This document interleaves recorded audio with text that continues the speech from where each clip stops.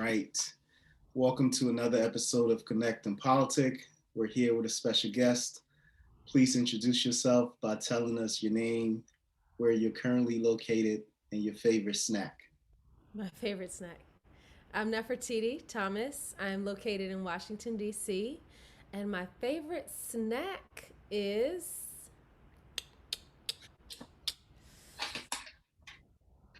See, when I was younger, I used to like a lot of sweets. Lately, I like really savory things. Um, I was just talking about this earlier today, so this might sound a little bit random. A really good snack that I kind of want right now. So random. Mustard greens with like raw with some spicy Dijon mustard. So random, I know. Okay, when did you first have this as a snack? I've never heard this before. My mother introduced this to me. I think we were getting ready to just cook some mustard greens, like probably a really traditional way with mustard greens, kale, collard greens, probably the three of those. And I don't know when or why she tried mustard greens this way, but she was like, "You got to taste it." And I tasted it so spicy. The mustard greens and the spicy mustard just turn like it's almost like a wasabi burn. Nice, nice. Yeah. And what was your favorite food as a child? Peanut butter and jelly. Classic. Yeah. Did you have any special jelly or any? Are you particular to a special Lots peanut of butter? peanut butter. I can Okay, take it crunchy, creamy, lots of peanut butter, a little bit of jelly, whole right. wheat bread, What's your favorite meal now as an adult? steak, and a salad. Is The this salad homemade or salad consists of dinosaur kale. It's like the long kale leaves. Dinosaur kale, blue cheese, shallots. It's five different things. Golden raisins, dinosaur kale, golden raisins, blue cheese, shallots, and um, sun dried tomatoes. wow? And is this homemade or Yes. yeah? When was the last time you had this? Um, it's like last year. Just kidding. Yeah, it was last year, but I had this probably November of last year, October, something like that. I have it a lot. Nice, nice. What's your fondest memory from childhood? Fondest memory. The first thing that comes to mind, if I thought about this longer, I might think of something else, but the first thing that comes to mind is dancing a duet with my best friend. We often on stage and especially like watching video of us, we would look like the same dancer. She's a little younger, but she was always a lot better. But when you're watching like a video, I was just like blown away because I'm like, I can look good next to her. But we did a one of my best friends, my best friend growing up, we finally got an opportunity to do a duet together. It's one of my fondest memories. First thing comes to mind. Nice, nice. How old were you when this occurred? The first time we did that, I was about 15 or 16. Okay. Yeah. Do you guys still do duets together? The last time we did a duet together was when we were both dancing professionally in two different companies, and we had a reunion at our studio that we grew up dancing at, and we redid. It was a dance to Prince's version, his the original version of "How Come You Don't Call Me." Nice, nice. Um, do you miss anything about being a child? Um, like, do I miss it? As in, would I want to go back and relive it? Anything? I mean, do you miss Um,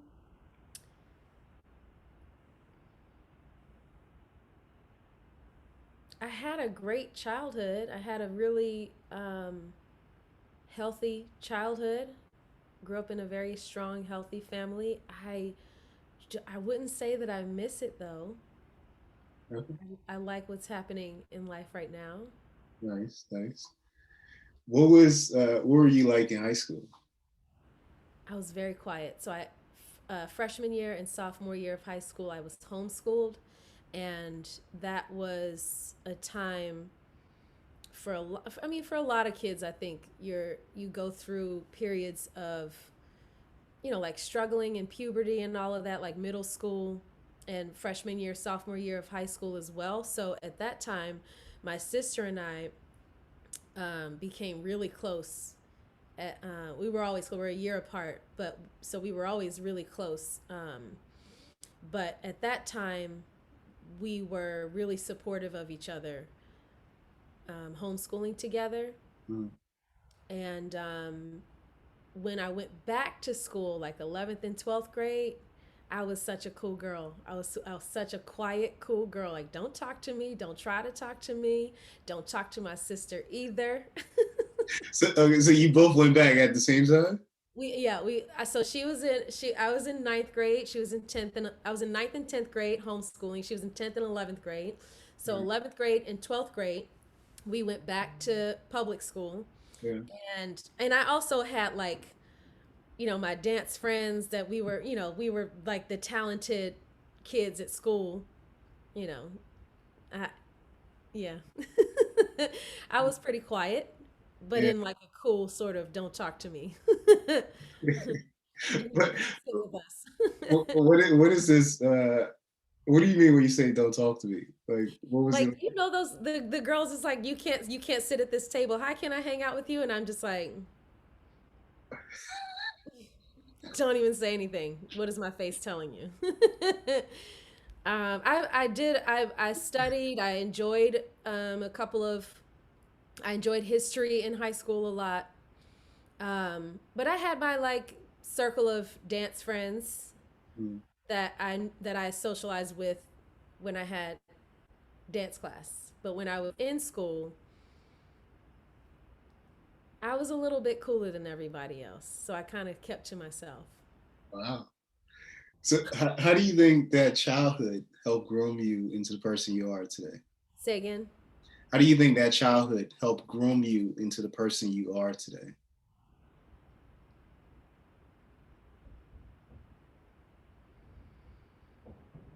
Um,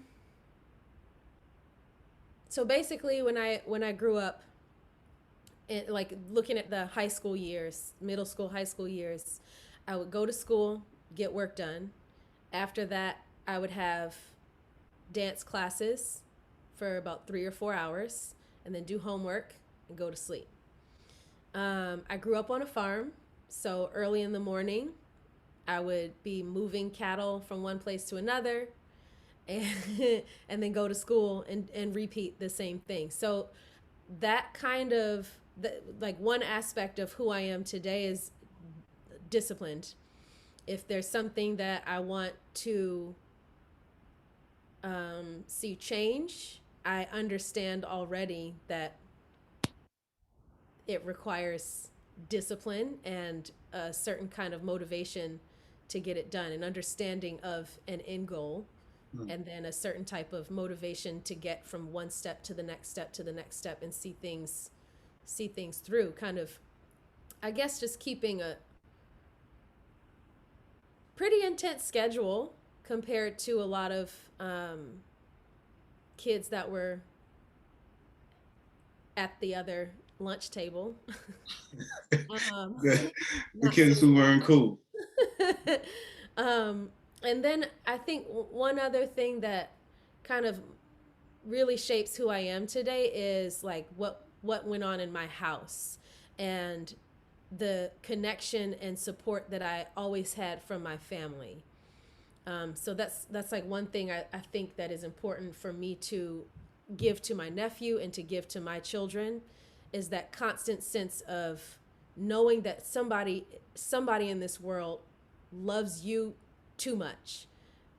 Because sometimes it's hard. Depression is a real thing. Um, And when you get to those really lowest points, that thing that kind of gets you out of it, that thing that gets you to the next day is knowing that somebody else is probably loving you more than you're loving yourself right now. So chill, for the moment at least. Um, but that's so yeah. The just the household that I grew up in, um, that type of love and support, and also that my parents shared, and still share. They're in love. They're in love. It's crazy, but that's a real. People stay together and they like each other, they love each other, but those two, they are in love. Yeah. So that type of That's that's dope. kind of who I that's who I am. I need that. Yeah, yeah. I love hard. That's dope. That's dope. So, Yeah. I mean, actually, you grew up on a farm with your parents, both parents. Um, what are some of the most important lessons that you think you got from both your mom and your dad?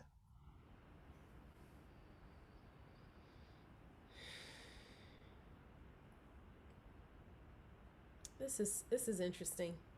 And I'm like I said, if I spent time thinking about this, I probably would change my answer, like the most important lesson. But the thing that comes to mind, I hear my dad saying, and it was especially when I'm writing a paper. And I remember, like, those like last minute 5-page papers in middle school or high school, whatever it is. It's like, okay, I remember him telling me this, in regards to a paper, and he probably mentioned this in some other way. But if you're going to put your name on it, it better be good. It better be, you better trust that it's honest. But I feel like I have to represent myself, uh, honestly. I have to represent myself, um, being the best version of myself. Yeah. That's good. That's kind of from my dad. Like, if you're gonna put your name, I can't remember exactly. If you're gonna put your name on it, something. But you get the idea. But Yeah, and then from my mother,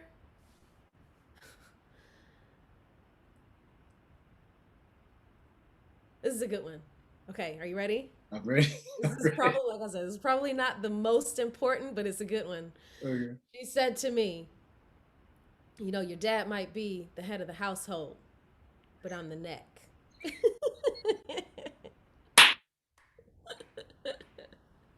So I guess it is pretty important, in a household, in a family. You gotta be your own person. You gotta be your own person. You can be in love with this person, like my mom's in love with this man, but she is not. They are not the same person. Yeah, If that makes sense. And at the same time, he's got his role, she's got her role, yeah. but they're connected. Your parents sounds fun. I think I need Hilarious. to. I think they would be a great guest on on this program. So we're gonna have to make that happen later. But no, that's good. That's a and I like when she would tell you. Did she also do it the way you did it? Like you're looking somewhere and then Yeah, you. probably. He's the head of the household, right? But I'm Well, the neck. okay. So Nice, nice, nice. Oh, that's good. That's good. Um, okay, so you lived, with your family. You were homeschool, early high school, and then you went to high school. Did you, after high school, uh, did you go to college? I did. I went to You can sorry. I went to Marymount Manhattan College. Okay.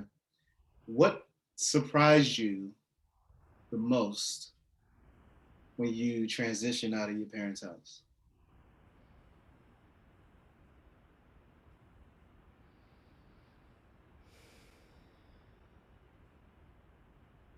What surprised me?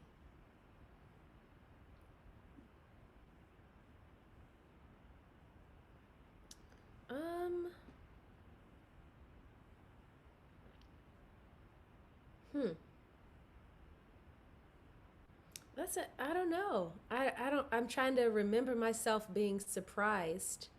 I mean, I went to school in New York, in Manhattan, and I'm coming from a farm, but it was like I had been to New York many times for extended amounts of time too.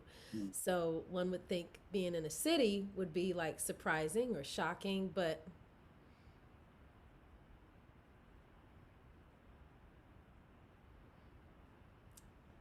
Nothing. I don't know. I don't remember really being surprised No, it's or good.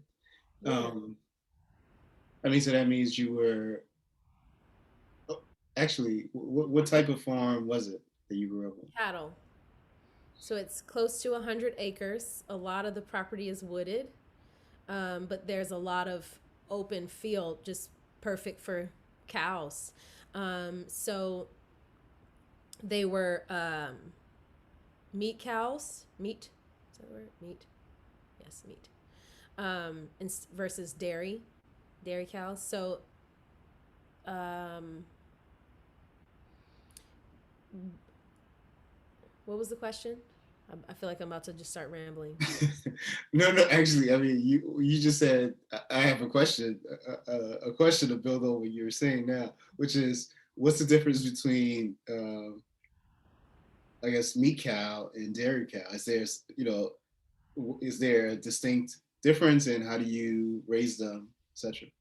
Well, I couldn't tell you so much about raising dairy cows, but for sure, those are the I can't remember the names of the type of cow, but the the black and white cows that you see on like the milk carton. Mm-hmm. Whenever you see a black and white cow, you can assume that's a dairy cow. But one thing about dairy cattle is there's a lot of equipment and I mean there's different ways of raising any type of cow, but basically, a cow that's being raised to be slaughtered for meat, um, you have like a herd of however many females to however many males, usually depending on the size, probably about one.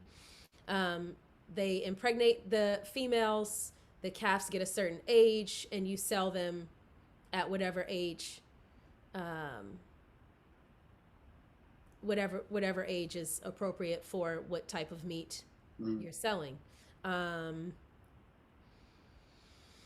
uh, Dairy, on the other hand, I can't tell you that much because I've Yeah. probably been on a dairy farm like once, but basically, what from my experience, it's a lot easier to give meat cattle a like free range roaming lifestyle with Mm-hmm. exercise and proper diet. But dairy, on the other hand, it seems a bit aggressive in terms of the mistreatment of the animal. I see. I see. Yeah. Um, I mean, actually, you said you weren't surprised um, when you left your parents' house, coming from a farm. And I don't, we haven't gotten into it, but I don't know if it's the because you were pretty active on the farm, right? Like you were, like, and from what I've heard from folks on farms is that you learn so much about um, just about life.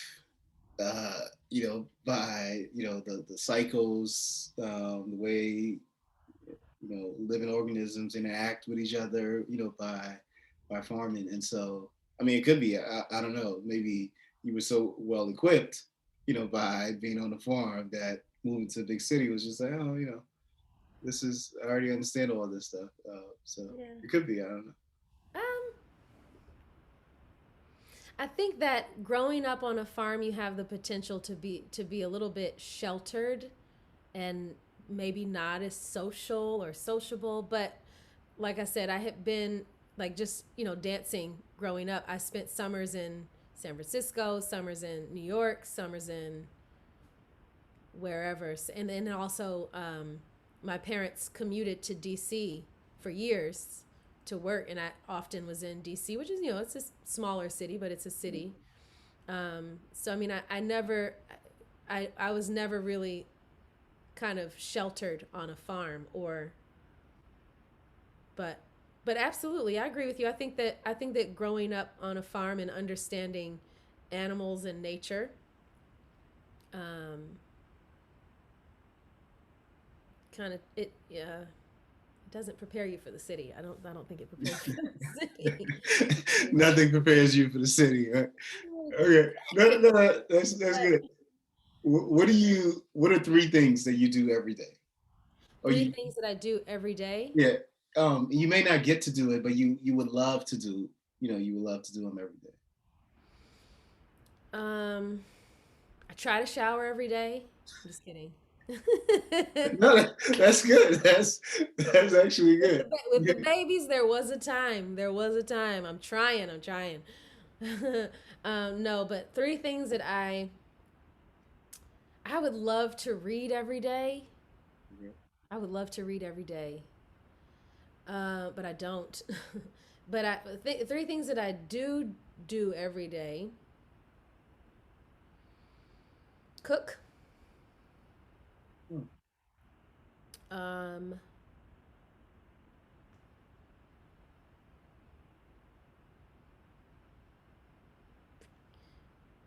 almost every day chant. I can't say that I do every day, but some type of meditation, some type of meditation gets in there every day. Hmm, sweep the floor. Cook, chant, um, sweep the floor. That's a Crazy. that's an interesting list. Oh Uh, no, let me change sweep the floor to exercise.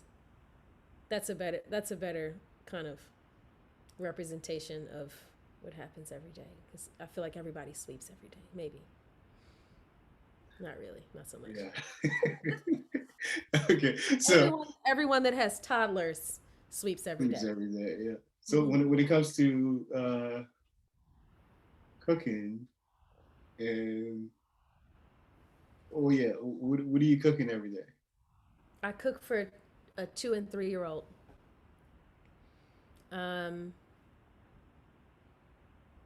Sometimes I cook a bigger dinner that might last for 2 days, but ultimately, I'm probably cooking eggs for breakfast. I'm cooking some type of vegetable at dinner, or yeah. But I'm like cooking for toddlers. Is that different than cooking for adults? um, yes, because they don't eat salads. And as you know, I do enjoy a salad. They don't really, they'll eat like a couple vegetables, but not like, raw vegetables, but not really. I have to like make it so they enjoy it. Spinach, broccoli, those are hits. Um, yeah. Cool, cool. What are your favorite things to do for self care? Meditate, meditate. Um, Stay in the shower a long time. Are you meditating in the shower? Nah. Oh, It's a kind of meditation being in the shower a long time, but nah, that's a little separate. Me time. So, I mean, I answered this question recently. Has been Me time has been on Saturdays. So Saturday morning I teach my regular classes, and then I go out and take a class. I put my mask on and I travel. It takes time. So the whole virtual fitness thing has been so convenient as an instructor and also taking class. Like I get to take class more often because I don't have to spend so much time and money and energy getting there and getting back. So that's something that I enjoy doing even during the pandemic, like just 1 day a week, get out and take a class. So I've been doing that. And then I clean. This is something that relaxes me, but it also puts me in a better space. And then I just sit down and literally do yoga and meditate on Saturdays. Yeah. Nice. dance, do yoga, whatever kind of energy my body's feeling that day. That's good. What are some things you do for self growth? Self again, self what now? Self growth. Growth. Um, Plan. That's a big thing for me because a lot of I feel like reflecting back on periods in my life where I felt like I could have made better choices. I wasn't planning. I wasn't planning. So that's kind of something that I have to consciously consciously do. I have to remember to plan, not just for the next day or the present day, but plan for the week, the month. Um, I I fast. Um, that gives me space to plan. it gives me space to kind of it gives me space to kind of think about things that I want, things that I don't want, things that I need, things that I have and don't need. Just kind of cleansing my mind and my body. Yeah. Yeah. Um, for the fast, can you do it? Can we go deeper on that? What are you doing? Is this time period bound? Is it a total fast, a dry fast, a liquid? What type of fast? Is it intermittent? Is it? So I sometimes go pretty aggressive and I do a master cleanse. You've heard of master cleanse? Yeah. So it's lemons, maple syrup, and cayenne distilled water for those that don't know. and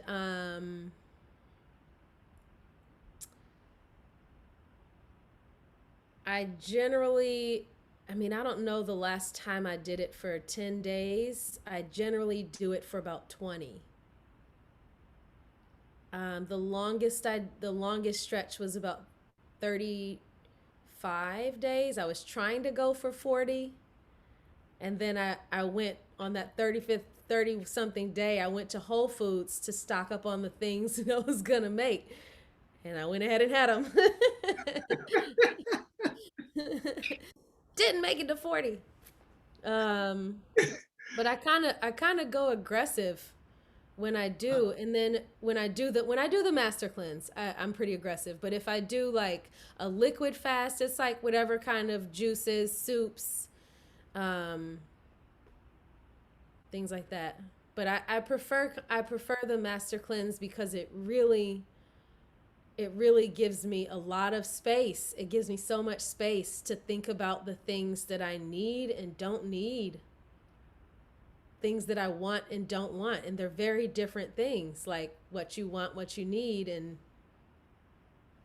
yeah, it gives me a lot of space to plan. Yeah. How often do you do this? Once or twice a year, usually in January. This January I did 23.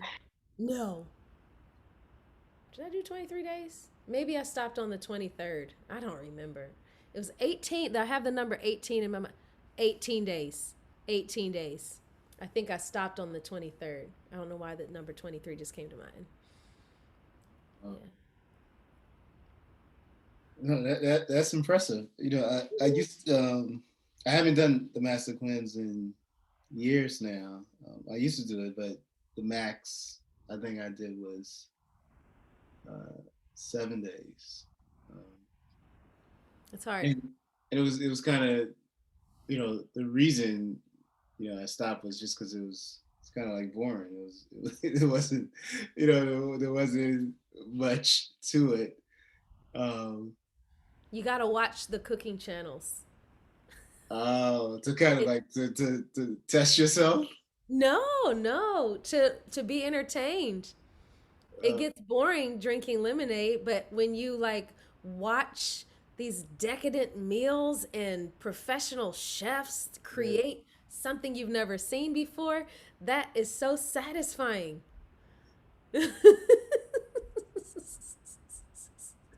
I get my notebook out and I'm writing down, oh, I am making steak fish when I'm done. I'm But actually, this brings up a interesting question for me, which is that you're, I mean, you're on another level because you're doing this while you're cooking daily. this thing right here, when you make your peanut butter and jelly sandwich, you get the peanut butter in your hand. Oops, nope. Like you just want to lick it off your hand. Yeah, Whoops. It's like it's just a habit. Like you have all these little habits, yeah, like small ones like that, but then also you walk in the door, you don't even probably don't even think about it. You just walk to the refrigerator and start looking at you're thinking about five other things while you're looking in the refrigerator, just picking out something, yeah. whatever it is. I mean that's me. That's my experience. So when you're fasting, it's like day like 6, 7, 8, it's like you realize how much you need water. Yeah. You need water. And then you finish your cleanse, and that's like a practice to keep. Drink a gallon of water a day. You just did it. Nice, nice. No, that's good. That's impressive. Yeah. I mean, there's nothing else I can say. I mean, you're you're literally fasting while cooking and making Yeah. meals. That's different. Yeah. Um, I was gonna ask you, how do you reduce distractions? But I think, at least from what you said, it's a combination of fasting and meditation. Is there anything else? How do I reduce distractions? Let me think of a distraction first, and how I go about getting rid of it. Well, let me help you. So, the first part of this is, what's your relationship with social media? Okay. Yeah, Who's going to see this again? Who's going to see this again? Is my boss going to see this? My relationship to social media is that I enjoy staying connected to family members and friends. I enjoy posting pictures of myself and my family and my friends.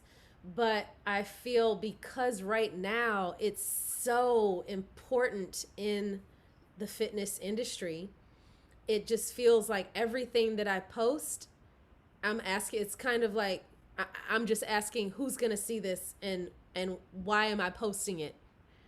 Am I posting pictures of my children so that people can see my children, or am I posting pictures of my children so that people can be attracted to the fact that I'm being a good mother right now? It's just it's Hmm. I want people to see me being a good mother. It's like I did a terrible job yesterday. Am I going to post that? No. It's like that's my relationship to social media right now. It feels really dishonest. It feels really um Contrive. manipulative. It feels like I'm trying to manipulate people Yeah. to feed into my brand, my company. I don't Do you know. feel? Do you feel? So this is how. Do you feel you're accomplishing your goal of manipulating people? No. So then why? Because I'll tell you why, because I get in trouble for not posting enough. It's like I No, I get it. What I'm saying is, if you feel like, um, what you're posting is not the true self, why not? If you have to post, let me be clear. Let me be clear. I don't feel like I feel like there's pressure to post things that are not my true self. uh, I posted every day something, it probably wouldn't be my true self, but I don't. When I do post something, it's certainly my true self. I don't I'm not saying that. I feel like I'm saying that my relationship to social media feels like pressure. Yeah. It feels like I'm supposed to share a certain kind of a certain kind of reel on Instagram. Mm. Fitness, do this for your arms, do this for your butt. Yeah. So it's I like don't performance art in a yeah. way. Hmm? It's like performance art in a way. Yeah. I didn't So, choose it. It chose me. yeah. so, so with that said, how do you reduce the distractions then? The distraction of social media, Yeah. like being on it for a long period of time. Yeah. Or are you someone that is distracted by social media? Um, okay, I get what you're saying. I get okay. I get distracted. I have to go back to planning. I have to go back to planning because if I'm planning and I have a goal for the day, I have something I need to get done today. I have something I need to share and teach my children today. If I'm like this on my phone, and my children are going awry and this, that, and the third, it's like, okay, what's the plan? Put it down. Let's get this thing done that I said I was going to get done today. So I have to go back to planning. If I have a plan for the next day and things that I need to do in a certain amount of time or not necessarily, that's kind of the thing. I have to go back to what it is I'm supposed to be getting done Yeah. that day or Yeah. whatever time frame. Does that answer your Oh, question? yeah, yeah, yeah. Yeah. Um, how are you keeping yourself entertained these days? Podcasts, movies, music. I'm so late. I just watched Game of Thrones, all of it, in like a week. Wow. Not really a week. It's 8 episodes of like a bunch of 8 seasons of a bunch of episodes each season. But I was watching Game of Thrones. I finished it. I was like, I don't know what to do with myself. Read a book. Yeah, I um, mean, don't feel bad. I still haven't watched it. you So haven't watched Game of Thrones either? no, I haven't seen the episode. Yeah, I know. I know. Um, I I'll get the probably. hype. I get the hype. Everybody was like, "You haven't seen it? Who you don't know that?" It's good. Yeah. Anything else keeping you entertained? um,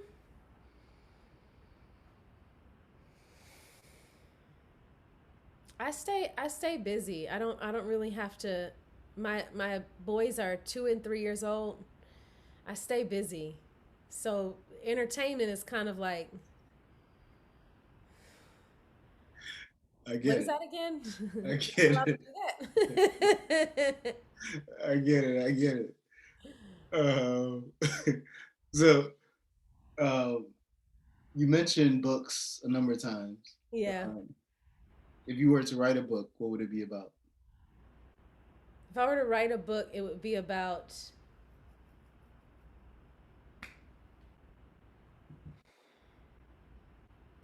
I just talked about this today. If I were to write an article, which I think I want to do, I would write about the fitness industry and I didn't get that deep into the specificity of the article, but definitely I would want to discuss black women in boutique fitness, black people as performers in this industry, and less often owners in this industry. Mm. If I were to write a book, it would have to be about somebody's life. I would want to investigate someone's life and write about it. Probably not mine. maybe later. Yeah. Uh, who do you have in mind? Yeah, I don't know. I was just trying to think of somebody.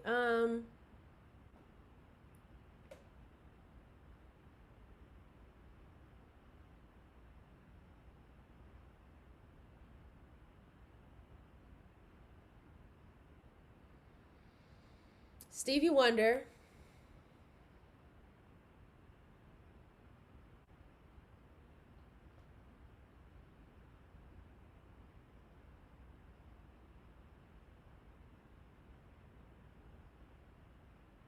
Yeah, Stevie Wonder. it's a great choice. Um, let's go back to this article.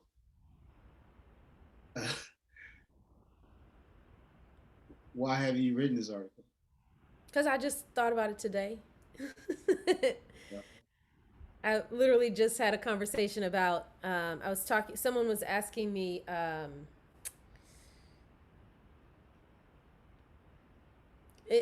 was trying to be as detailed as possible, as kind as possible as well. But someone, I was having a conversation just today about my experience as a black woman for over 10 years in a predominantly white part of the fitness industry, predominantly white women. Um, and there's a lot of things that I think are interesting about this journey that I've been on and am still on. It's a lot of interesting things. Like, you know, you could talk about pay, compensation, and how ridiculously unfair that is. And you know, that's across a lot of different professions. I would investigate and possibly even argue that it might be worse in fitness. Maybe. Um I'm interested in this article, so I'm counting on you to write this. okay. All right. I'll send you the rough draft. Yes, yes, and I can contribute as well, if needed. Um, yeah, no, it sounds like uh, a good piece, to say the least. Um, so I mean, you kind of alluded to this a number of times, and even now we're kind of talking about it. But what do you do in your professional life, and is it any different than what you imagined doing as a kid? um so I teach fitness classes full time right now. When I was a kid, I imagined dancing with a company and traveling the world. I did that. Um, there were some other things that I wanted in my life, children, and that people have children and continue to travel and perform. That wasn't my path. Um, and fitness became pretty important to me um, in my early 20s. Fitness supplementing me as a dancer and understanding human relations.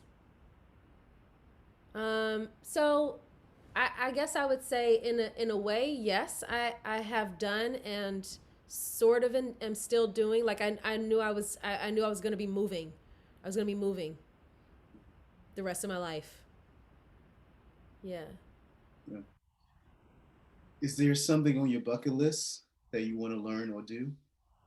I want a box. I don't know, and I kind of imagine myself. Remember Million Dollar Baby? You do. I feel like you knew I was gonna say that. Million Dollar Baby. I've kind of like imagined myself as this woman. She started when she was like 30 something years old, Uh, and he was like, "Nah, you can't do this." Sometimes I'm like, "Maybe I can." Maybe I can. So anyway, I've started like learning how to like box, but in a boutique fitness fashion. okay. I don't know that I would ever put myself in a ring to get like hit in the face. I don't know, but I do enjoy boxing. So that's one thing I'm doing. I do, since we're kind of on this topic a little bit. Funny enough, I really enjoy writing. I think I'm a pretty good editor, and I think that I should pick up a pen and start writing on Sundays. Great. Yeah. So I'm expecting that first draft in about a couple of days, a week, let's say. Sunday's right around the corner, so well, that's good. Um, is there anything you want to unlearn? Something I want to unlearn. Yeah.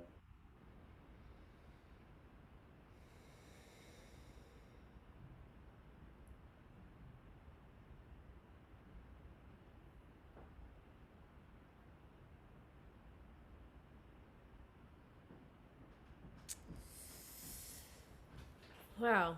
Interesting question. Ah, something I want to unlearn.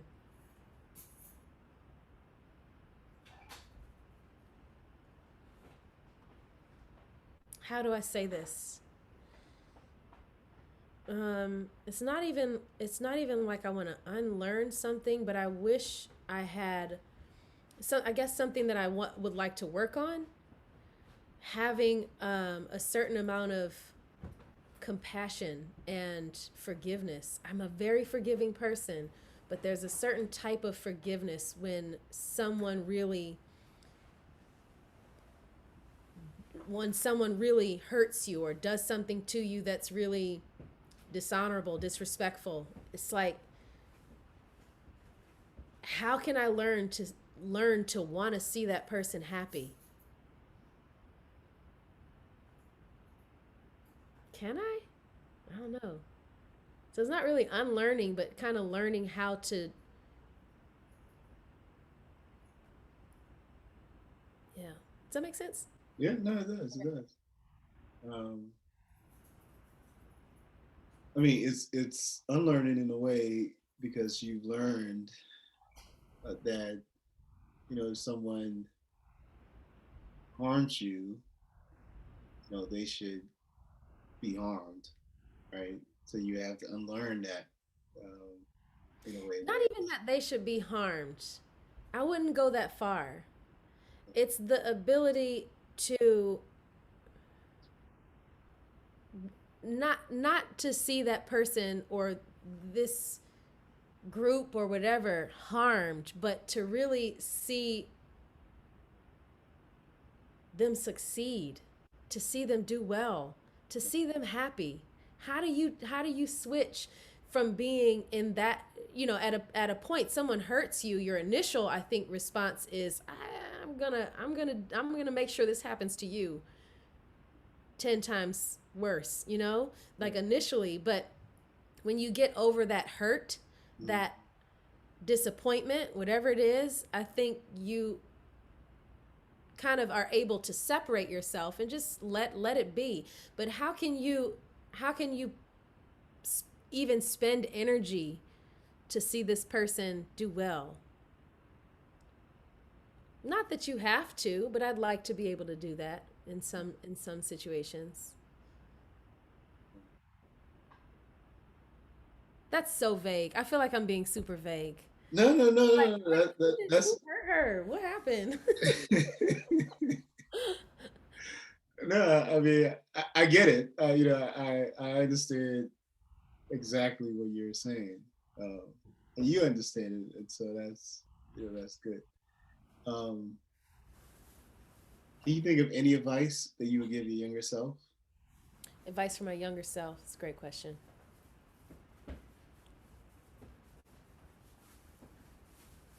Hmm.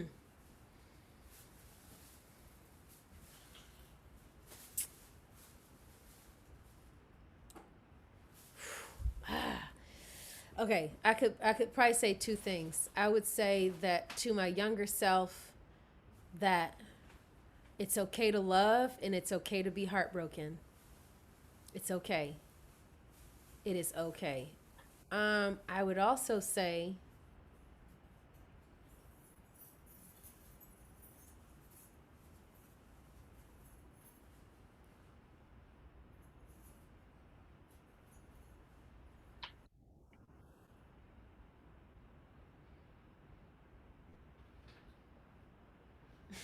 don't stop moving.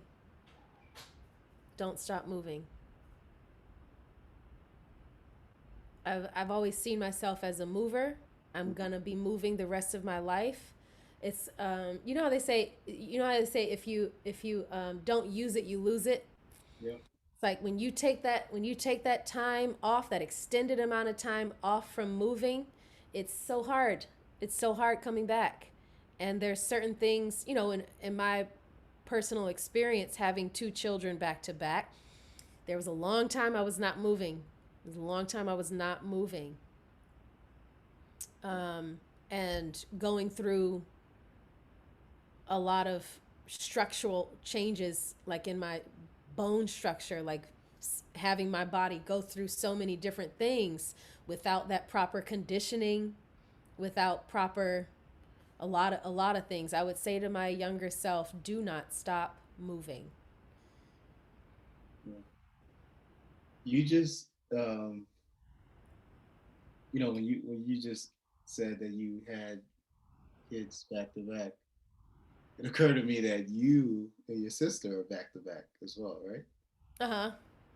So there's a year between you and your sister. Yeah, Uh-huh. wow. Was that planned in any kind of way? Oh, Oh, you mean me and my sister? Or no, the I mean, so I the know what you fact mean. I that, know what you mean. Yes. Yeah, when I had my first child, before I had my first, before for years I've told myself, when I decide to have a child, it's not going to be a child. I'm going to have either twins or I'm going to have another one right away. wow, Yeah, cuz just that bond that my sister and I share, I couldn't imagine having kids 5 years apart or having just one. wow, Yeah. I've saved and her life. She has saved my life. yeah, and and after you had your first, right? So let's just say you had this in your head, and then you had your first, right? Right after you had your first, was that still in your head? You still like, yeah, I'm gonna go through with this? I loved him so much. The pregnancy, first of all, was so easy and fun, and when he was born, I said, I feel like we could do this again. Like I could be. I said to so many people, I was like, if you want a child, I will have a child for you. Like I loved being pregnant the first time. The second time, my body wasn't ready, and it was so hard. But I just was like, I feel like I could be pregnant every year. Let's do it. Wow, Yeah. that's impressive. Yeah, I mean, you're Fell in love with that little kid. nice, nice. What's the best advice you've received about money? About Money.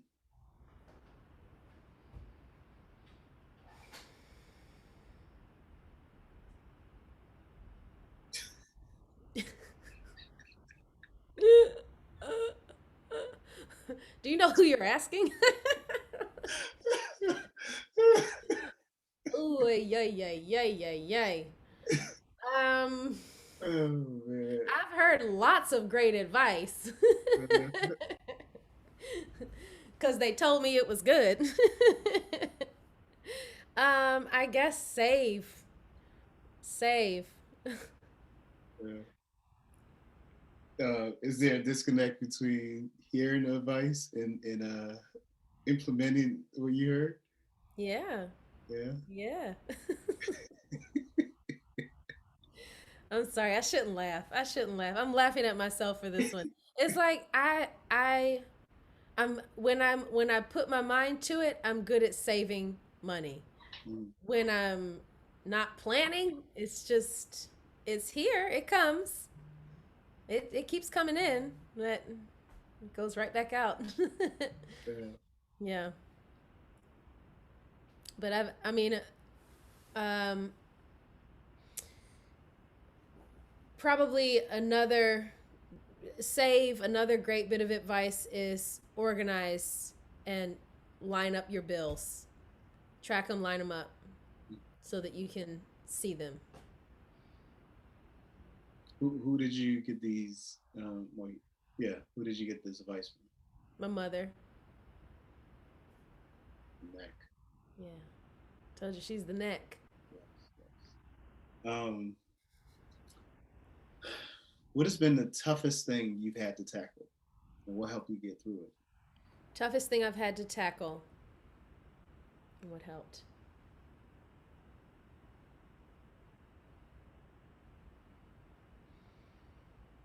Mm.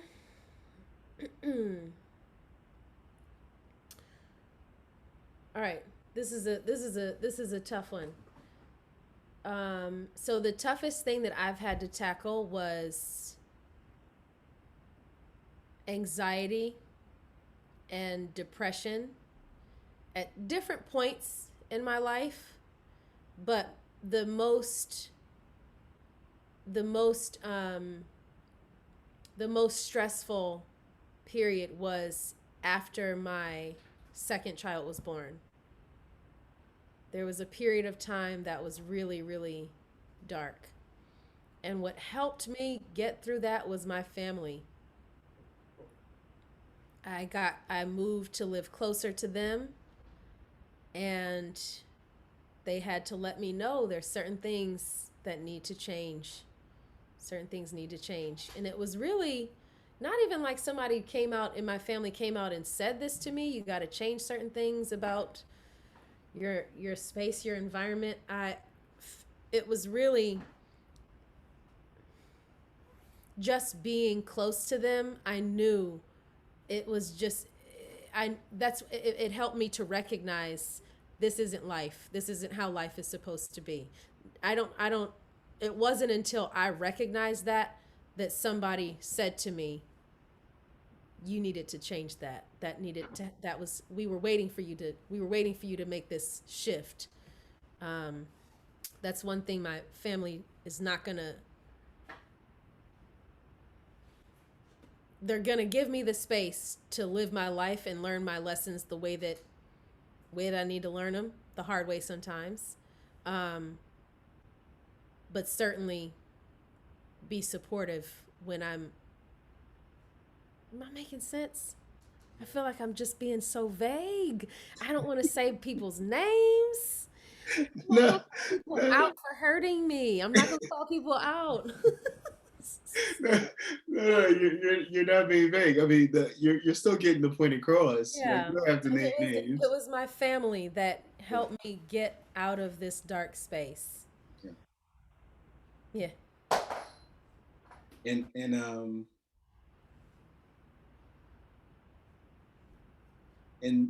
and so, you said the there's been periods of this throughout, but this was Hmm. like, uniquely when you had your second child, um, and you move closer to family or you live closer to family, and just being around them. And so after that, let's just say,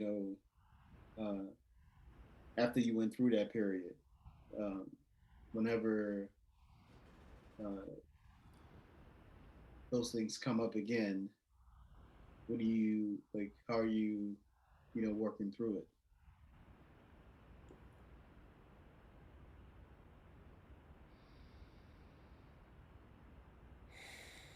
There's a couple of things that I kind of have in my back pocket.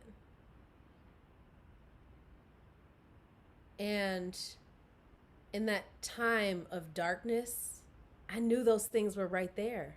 I knew those tools were right there.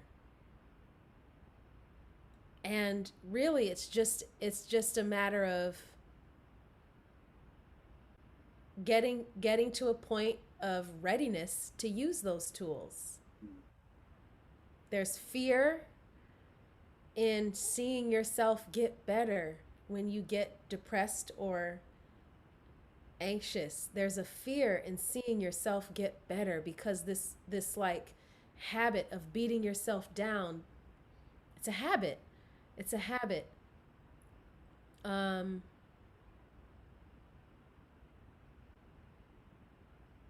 and when it's kind of it's kind of like there's a for me in this moment there's a level of trust in the universe, and I'm not going to be in this dark space longer than I need to be in this dark space. It might happen again, but it's like when it rains, it's not going to keep raining forever. It's not going to keep raining forever. The sun is going to come out, and when the sun comes out, get your ass up and get the stuff out your pocket and start doing it. You got to meditate. You have to fast. You have to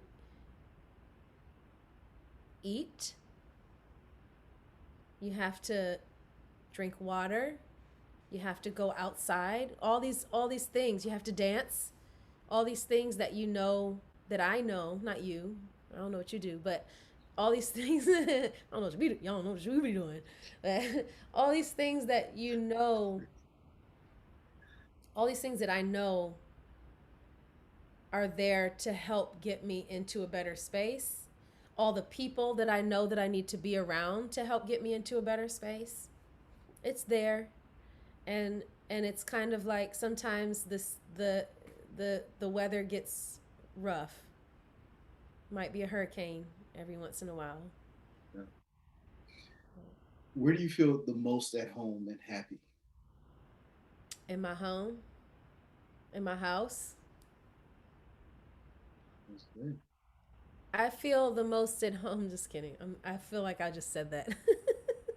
I feel comfortable. I feel good. It's important for me to feel comfortable and happy in my home. Comfortable and happy in my home. But I feel like I'm most comfortable in my home away from home, which is on the farm. Yeah. What do you like? Is it, just the fact that your parents are there, or is it something um, unique about the farm that attracts you? It is the feeling of, so my parents asked me and my sisters recently, what are we going to do with the property? Do we want to sell it? Do we want to do something with it? And the three of us, my sisters and I, were all three on the same page. We are absolutely keeping this property. This is like our sanctuary. Why? Because it's ours. Why? Because it's outdoor space. It's trees, the stars. You can see the stars over there, lots of them. Um, it's ours. It's ours.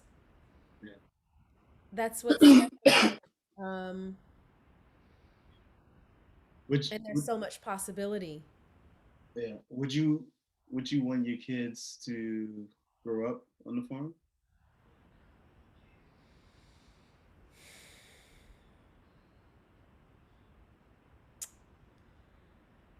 Um, I want them to have access. I want them to have access in a similar way that I had access to farm living, urban living, Yeah. traveling. I want them to have access. Um, a lot of what keeps me from just jumping into growing, having my children grow up on a farm that way is it's a lot of like that middle school, like I said, like freshman sophomore year kind of dark depression and puberty. When you're doing that in a rural, predominantly white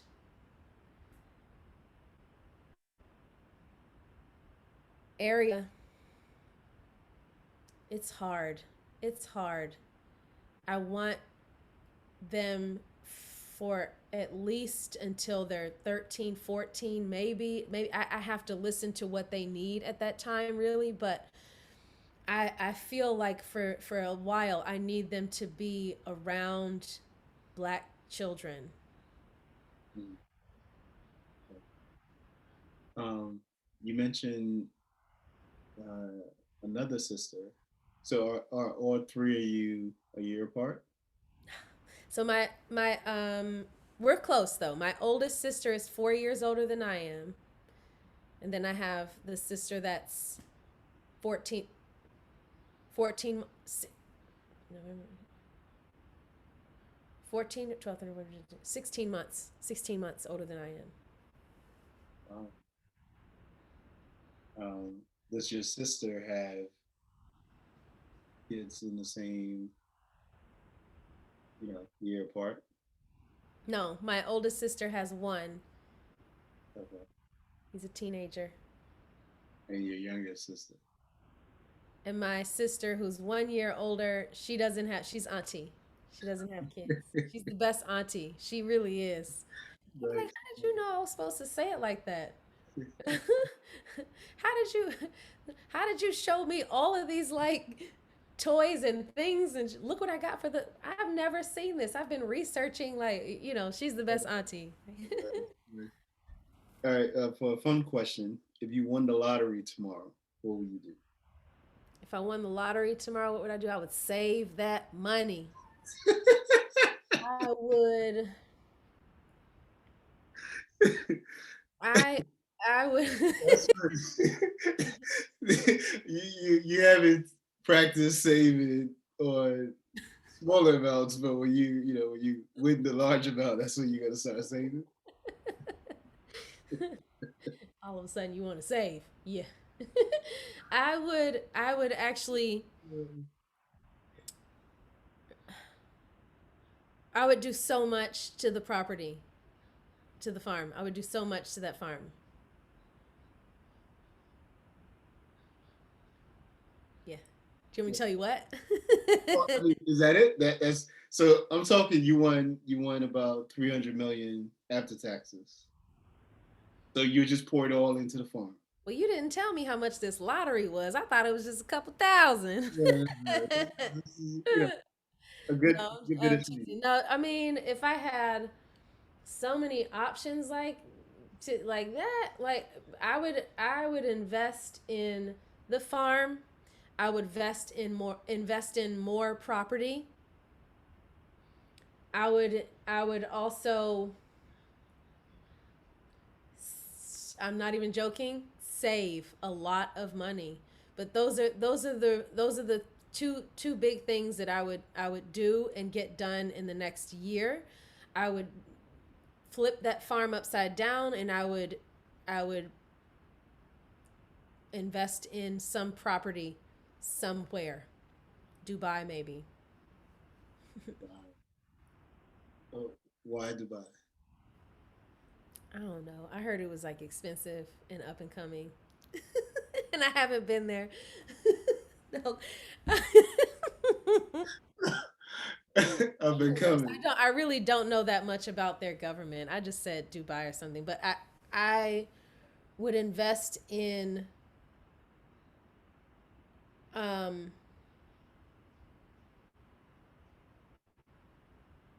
let me think about it. In property,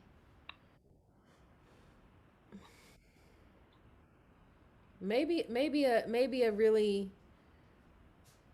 really nice like brownstone in DC or in Brooklyn. DC or Brooklyn. Cool. When I say forgiveness, what comes to mind? When you say forgiveness, yeah.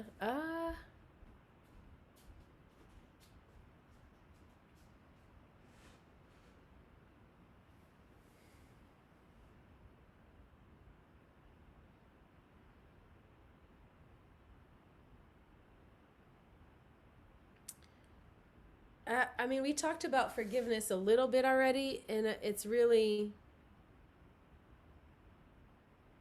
I'm a pretty forgiving person. I'm an extremely forgiving person, and sometimes to a fault. So forgiving to a fault. But I would go back to being able to forgive and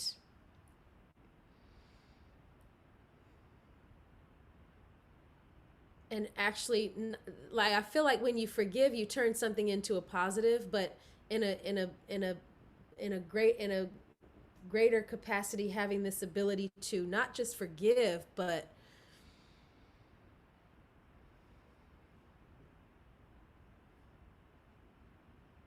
somehow love harder, like to be able to see that. I'm trying to just imagine, do I think this about myself and things that I don't forgive myself for? Have I forgiven myself in some way? But it's I don't know, but I kind of just, I think I'm a very forgiving person. Um, That's good. People sometimes can take advantage of that, so it's, you know, I can be naively forgiving, but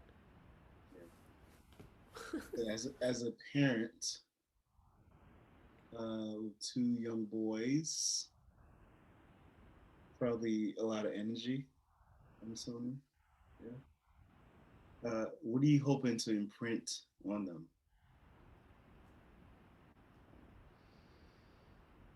What confident values are you hoping to imprint on confidence. Um,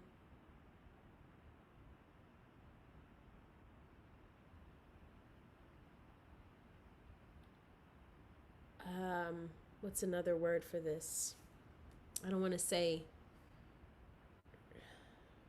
I'm thinking like this sense of freedom, but it feels like a,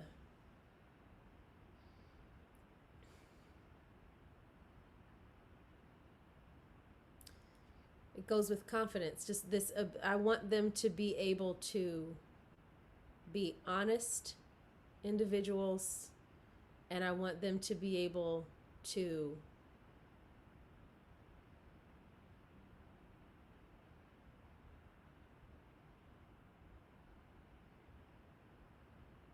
be open and just learn. Be open and learn.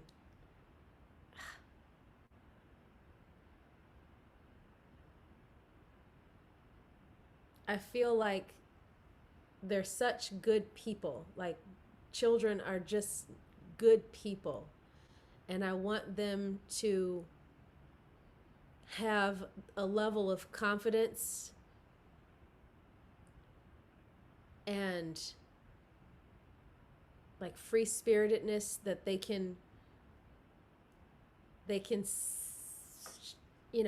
form their own opinions and even judgments if but have a humble like openness to learn and keep growing, keep growing, keep growing, keep growing.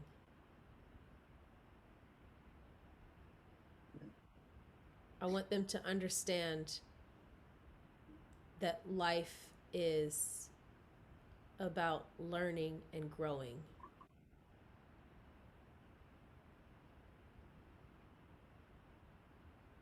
good stuff? Is there? I mean, you kind of alluded to this, but is there anyone you would like to thank or express your appreciation for that you haven't had the chance to yet?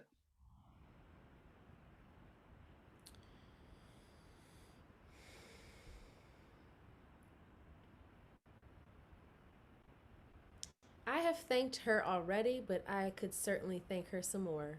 My sister. My sister that is, both of my sisters, but the one that is closer in age. I could Great. thank her every day. Yeah. Well, that's good. And my mom, and my dad, and my aunt, and my other aunt. I mean, there's a lot of people. I think I do a good job expressing gratitude, but definitely my sister deserves a big hug and a thank you every day. Yeah. Yes. I'm gonna call her after this. How do you define success? um, Doing what you love to do. That's success to me. Doing what you love to do. It's a bonus if you can support yourself doing it. It's a bonus if you can manage to find the time to do something else to support doing what you love to do. But it's um, doing what you love to do and sharing that sharing that.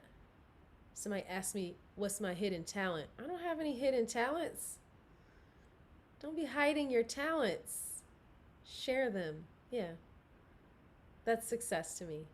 Like, all right, so I've asked you a bunch of questions. What's Hmm. one question that you have for me? A question that I have for you. Did I get all the answers right? I'm just kidding.